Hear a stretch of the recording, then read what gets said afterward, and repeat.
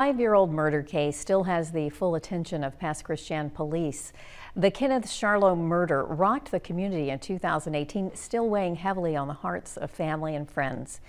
In our latest cold case examination, Jennifer Lott has been asking new questions about this murder mystery, and she joins us now with what she has learned. On the night of January 31st, 2018, Kenneth Charlot was in his home on quiet Seal Avenue in the Pass. His cousin, who lived across the street, was home too. Around 10 o'clock, she heard noises, some talking. She didn't think much of it. The next day, Charlot's family couldn't get him on the phone. Hours later, his car was found burning miles away in Gulfport. Charlot's body found the next day a little more than a mile away from that car. A brutal crime with so many questions. The biggest, why? We're less than 9,000 residents, and everyone knows everyone in this community. I saw what I thought were mannequin parts at first, and then at second look, I realized it was a body. We're a small community.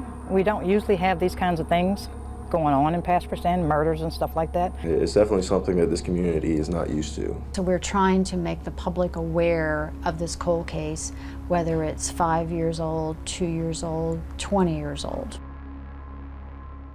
In this wooded area of Gulfport, off 29th Avenue, you'll find several homeless camps, dilapidated houses, discarded items. It's also where Erie Murray found Kenneth Charlot's body 5 years ago. Erie says he'd been shot in the head. He had underwear and a t-shirt, and he was almost a fetal position on his back. His legs were up, his arms was up, his shirt was pulled up, you can see where they drug him across the road. Charlot's death has mystified family, friends, and law enforcement. He was 60, a simple man with a set routine. He only wore white t-shirts, Fruit of the Loom t-shirts, Levi's jeans, and white Chuck Connors, high tops. By every account, Charlot was a good man whose family came first. He's that favorite uncle. He lived here in this house, and one of the rooms in the house had the video games and twin beds for when nieces and nephews came over, they could play video games. He was just mischievous.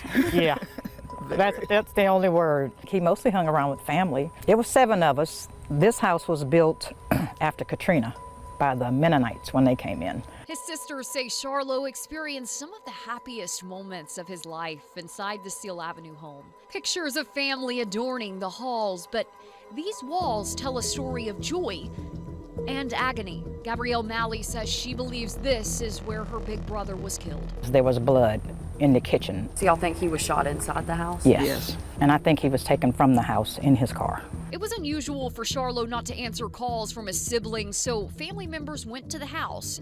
They immediately knew something was wrong. Water was dripping underneath the home. All the doors were locked, but they found blood. But Mr. Charlot wasn't home, and his vehicle was also missing from the home. Inside, the bed sheets were missing and blood was leading out of the house. We believe the body was moved, yes. We don't believe that it occurred where he was found, though.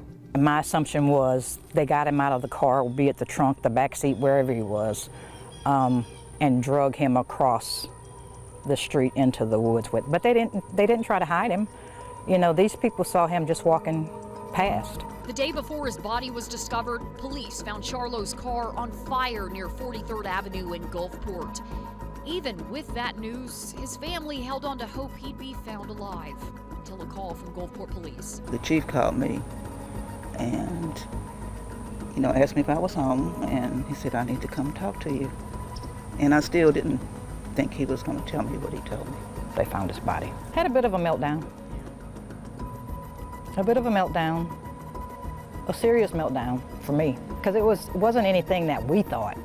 Because like I said, he doesn't have any kind of record or trouble. Charlot befriended 44-year-old Cornell Smith, who lived just down the street. Several days after Charlot's murder, Smith was charged with aggravated assault, accused of attacking his own sister-in-law. Jail records show in 2016, Smith was charged with armed robbery and home invasion. Before that, Smith did time on a manslaughter charge in connection with the death of a missing Long Beach man. They were friendly because he had a background. And we would mention that to him, but his feelings were, you know, he paid his debt to society. So he didn't see any reason to hold that against him. Smith is currently in a Florida prison for aggravated child abuse and kidnapping. In January, I wrote Smith the letter asking to visit him to find out about his relationship with Charlot. Smith sent word through prison officials he did not want to talk about Charlot. No one has been cleared or ruled out. I can say that 100%. It's just a matter of getting witnesses to come forward and provide us information. This is something that's impacted the community, something that's been very big here at the department, something that's just very serious that we're trying to get to the bottom of. We're hoping that, especially like in the Charlot case, did the killers tell an acquaintance something? Did they tell a sibling? Did they share it with someone they work with? That's the information that we would like to hear. You'd have to put yourself in our shoes. If it was your family member, you would want someone to come forth and say something, but nobody has.